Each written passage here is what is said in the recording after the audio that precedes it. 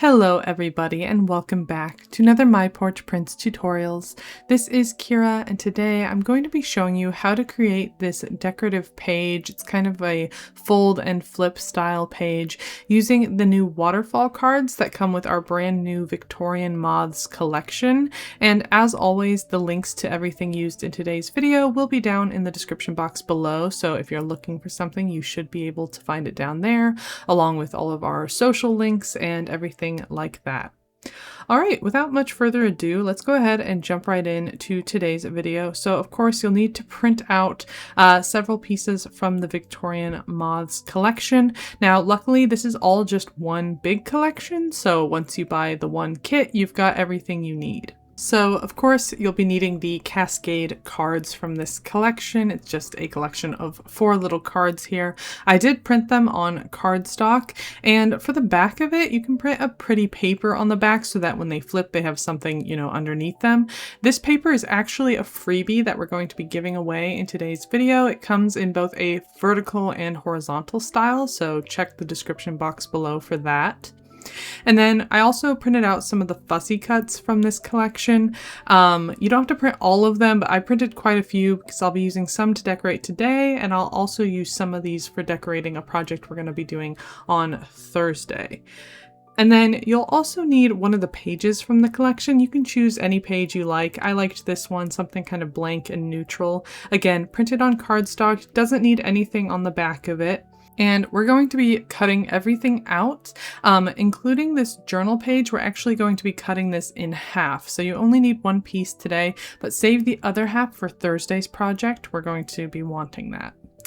And then you've got your little waterfall flip cards here, and they have this little tab at the top, and we're going to be folding right along this border here. So just take that tab and fold it backwards, just like this. And do that for all 4 pieces. And you'll want to get these creased as well as possible. That will make sure that they lie nice and flat. You can use a bone folder or something like that if you have one. And I did decorate this smallest piece off camera. This is actually decorated for a short video, so you can go watch that short if you want to see this. But I actually recommend gluing things down first and then decorating. Otherwise, you might end up decorating something that gets covered up, or it might get in the way of another piece that's supposed to fold on top of it. So I do recommend gluing things down first. And to attach these to your journal page, all you have to do is add glue along the tab like this. It says, you know, right on it where to put the glue. And then you just glue that tab right down to your page. Now, where you glue it is kind of up to you. The only thing to keep in mind is that when you're layering these pieces, you want to leave a little bit of space between the top of one of these little tabs and the next so that they have room to flip. If they're too close together, they might not have enough room. And what order you glue them in is also kind of up to you. You can go, you know, smallest at the top and largest at the bottom. That's what I typically do. You can stagger them back and forth, or go from one corner down to another, or put them all in the center. You can kind of play with your options. For today's video, I'm going to actually do things a little bit different. I'm going to take my second largest card here, and I'm going to glue it to the far right edge, right above that first, you know, large card that we glued at the bottom. And I'm going to use my plastic bone folder here to get a really nice crease. If anyone's looking for our supplies, it is also down in the description box of the video. We have an Amazon influencer shop and you can find all of the stuff there. And then we're going to take our third kind of, you know, largest card here, and we're going to glue it to the left side. Same thing, but they're going to kind of overlap with one another. And there should be enough room that the large card can open, you know, right between them. But you might want to double check that before you glue things down, just in case.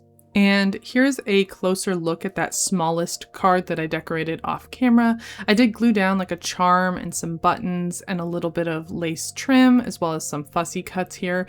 While decorating, something to keep in mind is you don't want to cross this top edge with any of your pieces, because of the way these flip up, it'll crush anything that's, you know, above that line. So anything you're decorating, just make sure that you don't glue it over that folded edge. Okay, and I'm gonna glue this down onto my largest piece on top of it, just kind of stacking it in the center.